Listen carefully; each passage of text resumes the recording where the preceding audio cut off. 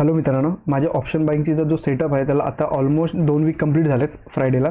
त्याचा तुम्हाला मी रिझल्ट सांगतो, पण त्याआधी मी जे मॉडिफिकेशन केलं आहे त्याबद्दल तुम्हाला काही माहिती देतो. पहिला मॉडिफिकेशन आहे average once when strategy give signal. म्हणजे आपण ट्रेडमध्ये एकदा एव्हरेज करू शकतो, पण ते पण कंपल्सरी नाही. अगर आपल्या स्ट्रॅटेजीने अगर तो सिग्नल देत असेल तर आपण त्याच्यामध्ये एव्हरेज करू शकतो. सेकंड आहे take entry with big stop loss. अगर मोठा स्टॉप लॉस होत असेल, समजा मोठा स्टॉप लॉस होत असेल तरी आपण एंट्री घ्यायची की नाही, तर आन्सर आहे येस, आपण त्यामध्ये एंट्री घेऊ शकतो. फॉर एक्झाम्पल समजा हा 100 पॉईंटचा एल आहे, ठीक आहे. समजा आपण इकडे कॉल बाय केला, बरोबर, कॉल बाय केला, हा 100 पॉईंटचा एल आहे. डायरेक्ट आपला एल जात असेल तर आपण त्याला काहीच करू शकत नाही. पण समजा आपला थोडं साईडवेज गेला किंवा थोडंसं आपल्या साईडनं वरच्या साईडला गेला तर आपण आपला एल अगर सिग्नल मिळत असेल तर तो ट्रेलसुद्धा करू शकतो, ठीक आहे. थर्ड आहे risk reward 1:3 for normal stop loss and for big stop loss risk reward would be 1:2, ठीक आहे. अगर समजा 30 ते 40 पॉईंटच्या आसपास असेल तर आपण आपला टार्गेट आहे तो 1:3 पण ठेवू शकतो. आणि इन केस अगर असा मोठा एल होत असेल 100 पॉईंटच्या आसपास किंवा 80 पॉईंटच्या आसपास तर आपण त्यामध्ये 1:2चा पण टार्गेट लावू शकतो, ओके. आणि चौथा पॉईंट आहे max entry 2 times in a day. If stop loss is small we can get third entry also. म्हणजे मॅक्झिमम 2दा एंट्री घ्यायची. अगर 30 पॉईंटचे वगैरे किंवा 40 पॉईंटचे मॅक्झिमम अगर एल होत असतील तर आपण मॅक्झिमम 2दा एंट्री घेऊ शकतो. 2दा एंट्री अगर नॉर्मल अगर तुमचा एल होत असेल तर 2दा घेऊ शकतो. पण कधी कधी अगर कालच्या दिवसासारखं गुरुवारच्या दिवसासारखं मला माझे 3 एल गेले, पण ते छोटे होते मी तिसऱ्यांदा एंट्री घेतली. 30 पॉईंट्सच्या आसपास अगर एल होत असतील तर त्यामध्ये आपण मॅक्झिमम 3दा पण एंट्री घेऊ शकतो. तर मॅक्झिमम आपण 2दा एंट्री घेऊ शकतो. पण अगर एल छोटा असेल तर आपण मॅक्झिमम 3दा सुद्धा एंट्री घेऊ शकतो, ठीक आहे. आणि जो आपण एव्हरेज प्रॉफिटमध्ये जो एव्हरेज करतो त्याचा रिस्क रिवॉर्ड मी तुम्हाला सांगतो. त्याचा रिस्क रिवॉर्ड तुमचा 1:2 असणार. अगर तुमचा सेकंड एंट्रीचा अगर एल 30 पॉईंट्सचा असेल तर तुम्ही 90 पॉईंट्सचं टार्गेट घेऊ शकता. पण अगर तुमचा अगर एव्हरेजचा एल अगर 40-50 पॉईंटच्या आसपास असेल तर तुम्ही मॅक्झिमम 1:2 ठेवू शकता, ठीक आहे. ही जी स्ट्रॅटेजी आहे ती फक्त आणि फक्त एका लॉटवरती ट्राय केलेली आहे. आणि त्याचं मॅक्झिमम कॅपिटल मी तुम्हाला सांगतो. मॅक्झिमम कॅपिटल हे 4,000 रुपये मी यूज केलं. ते पण कम्प्लिटली यूज नाही केलं. अगर समजा 2,000 रुपये आपल्याला कॉल साईडला मिळत असतील तर त्यामध्ये आपल्याला फक्त 2,000 रुपये यूज करायची. आणि जी स्पेअर आपण जे अमाऊंट ठेवतो त्यासाठी त्याचा उपयोग मी तुम्हाला सांगतो. अगर तिकडे पण अगर पी साईडची आपल्याला एंट्री मिळत असेल तर पीमध्ये आपल्याला एंट्री घेण्यासाठी आपल्याकडे एक फंड हवा. त्यासाठी आपल्याला हे हाफ पैसे फक्त आपण त्याच्यामध्ये इन्व्हेस्ट करायचे असतात, जेणेकरून आपल्याला अगर अगेन्स्ट द ट्रेड दुसरा मिळत असेल तर दुसऱ्या ट्रेडमध्ये पण एंट्री घ्यायला आपल्याकडे फंड अवेलेबल पाहिजे. एका लॉटवरती कदाचित तुम्हाला तो प्रॉफिट हा काही लोकांना जास्त दिसून वाटू शकतो, काही लोकांना कमी वाटू शकतो, काही लोकांना एक डिसेंट प्रॉफिट वाटू शकतो. त्यामुळे तुम्ही तुमच्या कॅपिटलवरती त्याचं कॅल्क्युलेशन करा आणि ते डिसाईड करा, ओके. आता मी तुम्हाला तो रिझल्ट दाखवतो, पण रिझल्ट दाखवायच्या आधी 2 आठवड्यापासून आपण ट्रेड घेतो. तर तेव्हापासून आपण 2 आठवड्यापासून आपण बघूया मार्केट कसं होतं, ठीक आहे. आपण सुरुवात केली 16 तारखेपासून. 16 तारखेला मार्केट साईडवेज होतं, ठीक आहे. त्याच्यानंतर 17ला पण साईडवेज होता. 18ला आपण आपल्याला ऑलमोस्ट प्रॉफिट झालं असेल माझ्या ते, आता बघूया आपण तिकडे जाऊन.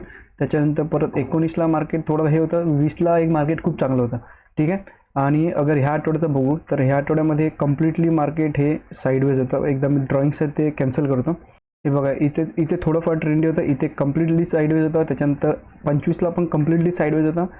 26 तारखेला दुपारपर्यंत 3 वाजेपर्यंत साईडवेज होतं. त्याच्यानंतर आय थिंक 2:30 वाजेपर्यंत साईडवेज होतं. त्याच्यानंतर एक बऱ्यापैकी वरच्या साईडला ट्रेंड मिळाला आणि आज एक बऱ्यापैकी ट्रेंडी मार्केट होता, ठीक आहे. हा जो सेटअप आहे हा ट्रेंडी मार्केटला एक बऱ्यापैकी प्रॉफिट मिळतो आणि साईडवेज एंट्रीमध्ये एक मिनिमम लॉस देतो तुम्हाला, ठीक आहे. पण कधी कधी असं होतं की तुम्हाला एंट्रीसुद्धा मिळत नाही, ओके.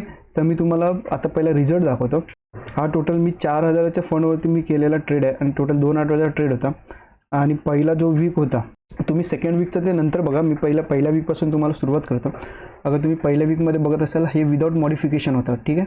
अगर मॉडिफिकेशन केलं, अगर आपण प्रॉफिटमध्ये एव्हरेज केलं असतं तर ह्यामध्ये आपल्याला प्रॉफिट एकदा किंवा 2दा एक एक्स्ट्रा प्रॉफिट मिळालं असतं. म्हणजे जे ते 2,300 तिकडे तो 4,000 किंवा 4,400 पण झाला असता. पण तो आपण केला ना, तो विषय सोडून द्या, ओके. तर आणि दुसऱ्या आठवड्यामध्ये तुम्ही बघाल प्रत्येक दिवशी एंट्री मिळाली, कारण मार्केट हे टोटली एका रेंज बाउंडमध्ये होतं, त्यामुळे आपल्याला एंट्री मिळाली आहे, ओके. आणि अगर तुम्ही लॉसेस बघत असाल तर लॉसेस यावेळी 3दा झाले ह्या आठवड्यामध्ये. मागच्या आठवड्यामध्ये फक्त एकदा झाला आहे, ह्या आठवड्यामध्ये 3दा झाला आहे, बरोबर का? कारण पहिल्याच्यामध्ये 3दा एल केला आहे. पहिल्या दिवशी आपल्याला ह्या समोर आपल्याला 1600चा प्रॉफिट झाला. दुसऱ्या दिवशी आपल्या 1700चा लॉस झाला. तिसऱ्या दिवशी आपले 2 एल गेले. तिसऱ्या दिवशी गुरुवारी आपले 3 एस एल गेले. जसं मी तुम्हाला सांगितलं का 30 पॉईंटचं एस एल असतील तर आपण 3दा घेऊ शकतो.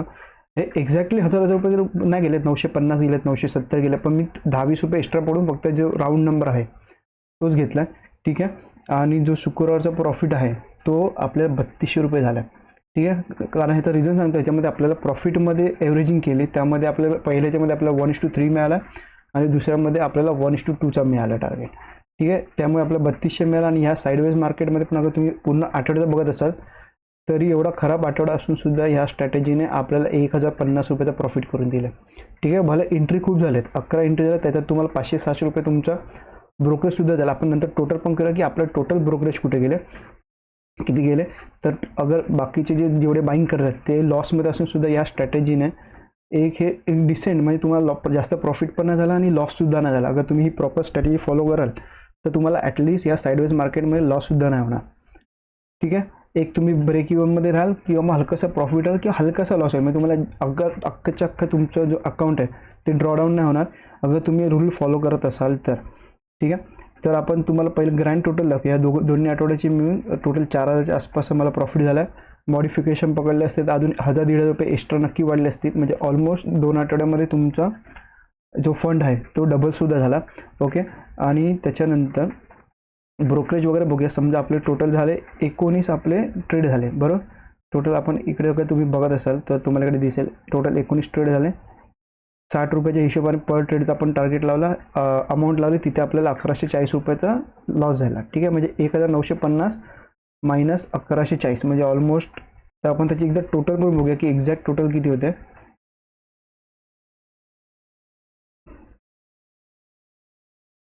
तरी आपल्याला जर तुम्ही बघत असाल तर 2810चा प्रॉफिट झाला. म्हणजे 2810चा प्रॉफिट ॲक्च्युली ह्या आठवड्यामध्ये टोटल 2 आठवड्यामध्ये हे इनफ आहे.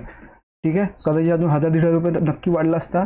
आणि हे तुम्ही फक्त एका लॉटवरती बघताय. बरोबर. अगर तुम्ही 5 लॉटने करत असाल तर तुम्ही इथे इंटू 5 करा, म्हणजे ऑलमोस्ट 15,000 14 ते 15,000 प्रॉफिटमध्ये तुम्ही होऊ शकता 2 आठवड्यामध्ये. आणि फंड जास्तीत जास्त 30-1,000 रुपये जास्तीत जास्त लागेल. ठीक आहे. 30,000च्या वरती लागणार पण नाही. आपण एका ट्रेडमध्ये आपल्याला मॅक्झिमम 15,000 रुपये लागणार, पण आपल्याला सेफर साईडला अजून एक्स्ट्रा ठेवावे लागते, कारण जेणेकरून दुसऱ्या साईडने आपल्याला एंट्री मिळत असेल तर. ठीक आहे. तर एका लॉटवरती 2810 रुपये प्रॉफिट हा ॲक्च्युली खूप डिसेंट प्रॉफिट आहे. कारण आपलं अवेलेबल फंड आपण अगर 4000 ठेवत असू तर 4000वरती अगर 3000 तुम्हाला मिळतात तर हे अकाउंट ऑलमोस्ट 100% झालेलं आहे. बरोबर. त्यामुळे तुम्हाला हा प्रॉफिट अँड लॉस कमी वाटतो, जास्त वाटतो की एक डिसेंट वाटतो हे मला कमेंट्स करून सांगा. आणि तुम्हाला हा व्हिडिओ आवडला असेल लाईक करू शकता. आणि तुम्हाला काही डाऊट असेल तर तुम्ही कमेंटसुद्धा करू शकता. ओके. धन्यवाद.